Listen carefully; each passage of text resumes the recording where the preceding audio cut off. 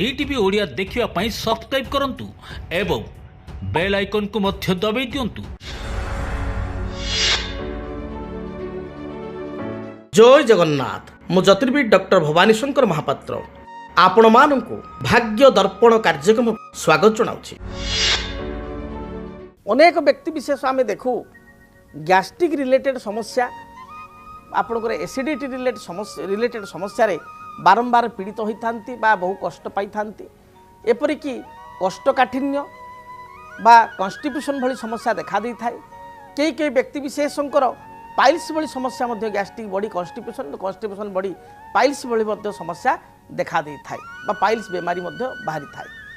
क्यों ग्रह कारण ये भली समस्या होता है एवं कौन ताकू निराकरण करेंगे देखंतु दर्शक बंधु। प्रथम कथा होछि जन्म जातक ग्रहंक स्थिति ग्रहंक दृष्टि ये मनुष्य जीवन को प्रभावित करिथाय।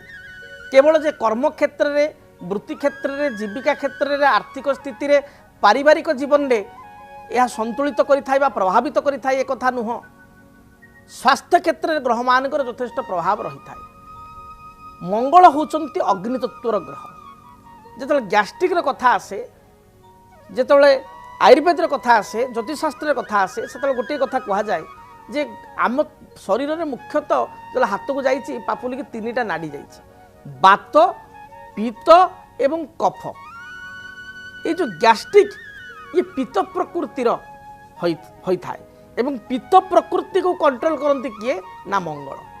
क्या मंगल होती अग्नि तत्व पीत प्रकृति को कंट्रोल करि मंगल।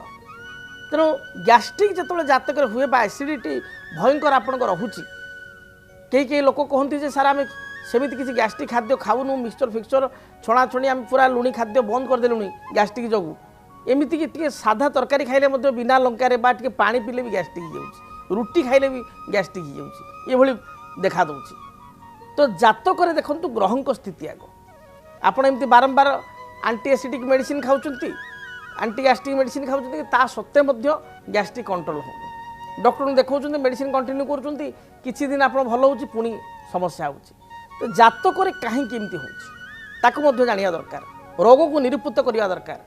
ज्योतिष शास्त्र में रोग विचार एक पुस्तक अच्छी से पुस्तक प्रत्येक ग्रह कर स्थिति अनुजाई क्यों रोग बा क्यों ग्रह के कारण क्यों रोग स्पष्ट भाव में कहुई। तो पित्त रोग होता है मुख्यतः मंगल आप देखिए जदि मंगल आपण जातक रवि सहित युक्त होती अर्थात रवि मंगल जातक एकाठी अच्छा किंबा रवि राशि रे मंगल रही अर्थात सिंह राशि रे मंगल रही 100% आपंकर गैस्ट्रिक समस्या रहिबो एसिडिटी समस्या रहिबो पेट संपर्कित बेमारी रहिबो कन्स्टिट्यूशन रहिबो झाड़ा क्लियर हबो नाही। सेही भली जदि आपंकर जातक अष्टम स्थान अर्थात 8 हाउस जोटा कि आम कौ गुह द्वार स्थान गुप्त स्थान बोली कह जाए जो थे मलमूत्र विसर्जन करा जदि यही स्थान को मंगल दृष्टि शनि दृष्टि उभय दृष्टि रही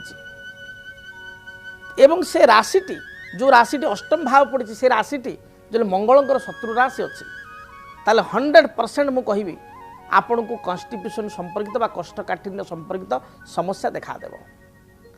जदि राहु दृष्टि पड़ुछि बा तार अधिपति अष्टमाधिपति यदि राहु सहित युक्त होइछि मंगल दृष्टि बा शनि दृष्टि उभय शनि मंगल दृष्टि बा मंगल शनि मध्य क्या दृष्टि से अष्टम स्थान को पड़ुछि ताहले यह कन्स्टिट्यूशन परवर्ती समय पाइल्स रो आकार नब बा पाइल्स रो रूपरेख नब एवं पाइल्स हवा सहित एथिरे सर्जरी हबार बा पाइल्स ऑपरेशन हबार यह देखा देव। तेणु जातक केते क्लारिटी सहित केते कथा बाहर साधारण भाव में जदि मंगल शनि दृष्टि रहिले ताहले मध्य गैस्ट्रिक जनित समस्या देखा देव। शनि उपर मंगल दृष्टि एवं मंगल मेष आपणकर सिंह बिछा धनुरे अच्छंती ताले 100% गैस्ट्रिक जनित समस्या जो पित्त जनित समस्या जो एसिडिटी जनित समस्या जो आप बहुत टेंशन रे बहुत चिंतित रे। तेणु उपाय कौन करेंगे उपाय तो ग्रह उपाय आपको कहि ग्रहों कौन उपाय करेंगे ତା ସହିତ ମୁଁ ଆପଣଙ୍କୁ କହିବି ଆଜିର ଦିନଚର୍ଯ୍ୟା ମଧ୍ୟ ଇଏ ବିଶେଷ ପ୍ରଭାବିତ କରୁଛି। ଆପଣଙ୍କ ଜାତକରେ ଏଭଳି ଯୋଗ ଅଛି ଏବଂ ଦିନଚର୍ଯ୍ୟା ବି ଆପଣ ଠିକ୍ କରୁନାହାନ୍ତି, ଖିଆପିଆ ଠିକ୍ କରୁନାହାନ୍ତି, ଟାଇମଲି ଖାଉନାହାନ୍ତି, ତାହେଲେ ଆପଣଙ୍କୁ ସୁନିଶ୍ଚିତ ହେବ।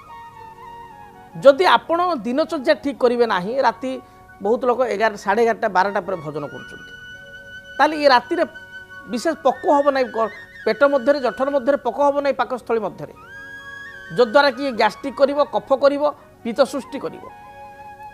ତେଣୁ ଆୟୁର୍ବେଦିକ ଶାସ୍ତ୍ରରେ କୁହାଯାଇଛି ଯେ ସନ୍ଧ୍ୟା ପୂର୍ବରୁ ଖାଇଦେବା ଦରକାର, ବା ଯଦି ଆଜିକାଲି ସମୟରେ ଆମେ ରାତ୍ରରେ ଭୋଜନ କରୁଛୁ ତାହେଲେ ରାତି କମ୍ ସେ କମ୍ 8ଟା 9ଟା ଭିତରେ, ଆଟଲିଷ୍ଟ 9:30 ଭିତରେ ଖାଇଦେବା ଦରକାର, ମ୍ୟାକ୍ସିମମ୍ 10ଟା ଧରନ୍ତୁ। ଯଦି ଆପଣ 11:30, 12, 12:30, 1ଟାରେ ଖାଇବେ ତାହେଲେ ଡେଫିନେଟଲି ଖାଦ୍ୟ ଆପଣଙ୍କର ପାଚନ ହେବ ନାହିଁ ଶରୀରରେ, ଏବଂ ଇଏ ନିଦ ମଧ୍ୟ ଠିକ୍ ହେବ ନାହିଁ, ଅନିଦ୍ରା ଦୋଷ ରହିବ, ଏବଂ ଆପଣଙ୍କର ଠିକ୍ ଭାବରେ ଖାଦ୍ୟ ପାଚନ ନ ହେବା ଯୋଗୁଁ ଏହା ଗ୍ୟାଷ୍ଟ୍ରିକ୍ ବା ଏସିଡ଼ିଟିର ରୂପରେଖ ନେବ। ଧୀରେ ଧୀରେ ଏହା ଆଗକୁ ଅଲସର, ଗ୍ୟାଷ୍ଟ୍ରିକ୍ ବହୁତ ବଢ଼ିଗଲେ କ'ଣ ହୁଏ, ଅଲସର ହୁଏ। ତେଣୁ ଅଲସର ରୂପରେଖ ନେବ ଏବଂ ଆଗକୁ ଏ ପାଇଲ୍ସ ବା କୋଷ୍ଠକାଠିନ୍ୟ, କନଷ୍ଟିପେସନ୍ ସମସ୍ୟା ସୃଷ୍ଟି କରିବା କଥା ପାଇଲ୍ସ ବା ଆପଣଙ୍କ ସୃଷ୍ଟି ହେବ, ଏବଂ ଆପଣ ଅପରେସନ୍ ମଧ୍ୟ ହେବାକୁ ପଡ଼ିବ, ଗୁପ୍ତ ଦ୍ୱାରା ଅପରେସନ୍ ହେବାକୁ ପଡ଼ିବ, ଏଭଳି ସ୍ଥିତି ମଧ୍ୟ ଦେଖାଦେବ। ତେଣୁ ଖାଦ୍ୟପେୟକୁ ଠିକ୍ ଭାବରେ ଆପଣ ଗ୍ରହଣ କରନ୍ତୁ, ଟାଇମଲି ଗ୍ରହଣ କରନ୍ତୁ, ଇନ୍ ଟାଇମ୍ରେ ଗ୍ରହଣ କରନ୍ତୁ, ଏହା ଆପଣଙ୍କ ପାଇଁ ଶୁଭପ୍ରଦ। ବିଶେଷ କରି ଆଜିକାଲିର ଜେନେରେସନ୍ ଯେଉଁମାନେ ୟଙ୍ଗ ଏଜ୍ର ପିଲା, ସେ ବେଶୀ ଖାଦ୍ୟ ଖାଇବା ପସନ୍ଦ କରୁଛନ୍ତି କ'ଣ, ଆପଣଙ୍କର ଏଇ ଯେଉଁ ଚାଇନିଜ୍ ଫୁଡ଼୍ ଗୁଡ଼ାକ ରହିଲା, ଯେମିତି ଚାଉମିନ୍ ହେଲା ବା ଆପଣଙ୍କର ବର୍ଗର ହେଲା, ଆମେରିକାନ୍ ଫୁଡ଼୍ ବର୍ଗର ହେଲା, ପିଜା ହେଲା, ୟାକୁ ଖାଇକିରି ଲୋକ ମଧ୍ୟ 3 ଟାଇମ୍ ବି ଖାଇ ଦେଉଛନ୍ତି। ୟଙ୍ଗ ପିଲାମାନେ ରହିଯାଉଛନ୍ତି, ଭାତ ଅନ୍ନ ୟାକୁ ଖାଇବାକୁ ଭୁଲି ଯାଉଛନ୍ତି। ଭାତ ଏତୁ ଖାଇବେ କିନ୍ତୁ ଚାଉମିନ୍ ଏତେ ଖାଇବେ। ତ ୟା ଦ୍ୱାରା କ'ଣ ହେବ ନା, ୟା ଦ୍ୱାରା ଶରୀର ଖରାପ ହେଉଛି। କାରଣ ଶାସ୍ତ୍ର କହୁଛି ଯେଉଁଗୁଡ଼ିକ ଅଧିକ ଆପଣ ଚିନି ଖାଆନ୍ତୁ, ଅଧିକ ଆପଣ ମଇଦା ରିଲେଟେଡ୍ ଖାଦ୍ୟ ଖାଆନ୍ତୁ, ଜୋ ରିଲେଟେଡ୍ ଖାଦ୍ୟ, ମଇଦା ରିଲେଟେଡ୍ ଖାଦ୍ୟ, ବା ଅଧିକ ଆପଣ ତେଲ ଭାଜି ଖାଆନ୍ତୁ, ଏହା ଆପଣଙ୍କ ପାଇଁ ଅତ୍ୟନ୍ତ କ୍ଷତିକାରକ ହେବ। ତେଣୁ ଏହା ଯେତେବେଳେ ଭଗବାନ ନବରସ ଦେଇଛନ୍ତି, ସବୁ ପ୍ରକାର ଖାଦ୍ୟ ରଖିଛନ୍ତି, ସବୁ ଖାଇବା ଉଚିତ, କିନ୍ତୁ କେଉଁ ଖାଦ୍ୟକୁ ଅଧିକ ଖାଇବା ଉଚିତ ନୁହଁ, ଏବଂ ସ୍ୱାସ୍ଥ୍ୟ ପ୍ରତି ଆପଣ ଯତ୍ନବାନ ହେବା ଉଚିତ, କାରଣ ହେଲ୍ଥ ଇଜ୍ ୱେଲ୍ଥ, ସ୍ୱାସ୍ଥ୍ୟଠୁ ବଡ଼ ସମ୍ପଦ ସଂସାରରେ କିଛି ନାହିଁ। ତେଣୁ ଯଦି ମଙ୍ଗଳଙ୍କ ପାଇଁ ଆପଣଙ୍କର ବିଶେଷ କରି ଗ୍ୟାଷ୍ଟ୍ରିକ୍ ପ୍ରୋବ୍ଲେମ୍ ହେଉଛି, ଅନେକ ସମୟରେ ଗ୍ୟାଷ୍ଟ୍ରିକ୍ କେତୁ ପାଇଁ ମଧ୍ୟ ହୋଇଥାଏ।